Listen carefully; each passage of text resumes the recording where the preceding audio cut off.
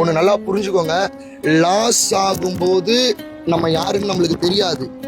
Wash out ஆகும்போது தான் நம்ம கேரக்டர் என்னன்னு தெரிய வரும். ஏன்னா லாஸ் ஒன்று வரும் பொழுது நம்ம எல்லாருக்கும் என்ன தோணுனா, சரி நெக்ஸ்ட் ட்ரேட்ல எடுத்துக்கலாம், last part of the game தானே அப்படின்னு நினைப்பீங்க.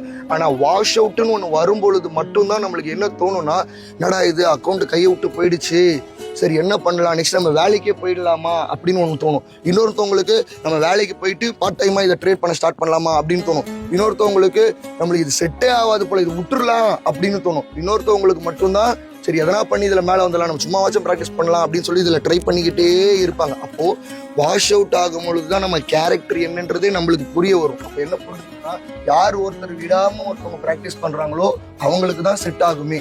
இல்லைங்களா?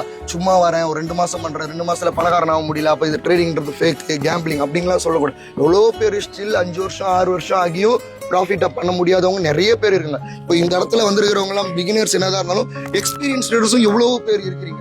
கரெக்டுங்களா?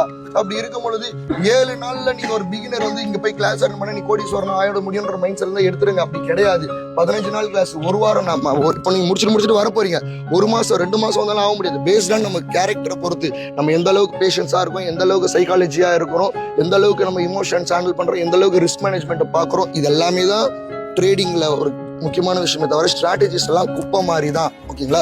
நீங்க வந்து ஒரு சிலருக்கு 6 மாசம் ஆகலாம், ஒரு சிலர் 1 வருஷம், ஒரு சிலருக்கு 3 வருஷம் 4 வருஷம் 5 வருஷம் கூட ஆகலாம்.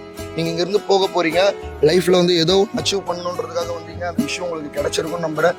இருந்து போய் எல்லாருமே நல்லா பண்ணுங்க. ஒன்று மட்டும் ஞாபகம் வச்சுக்கோங்க, ட்ரேடிங்ல என்னதான் நம்ம இங்க இருந்து அச்சீவ் ஆகிட்டு எவ்வளோ பெரிய இடத்துக்கு போனாலும் இந்த மாதிரியும் ஒரு இடங்கள்ல போயிட்டு வந்திருக்கிறோன்ற அந்த ஒரு மெமரிஸ் எப்பயும் ஞாபகம் வச்சுக்கோங்க.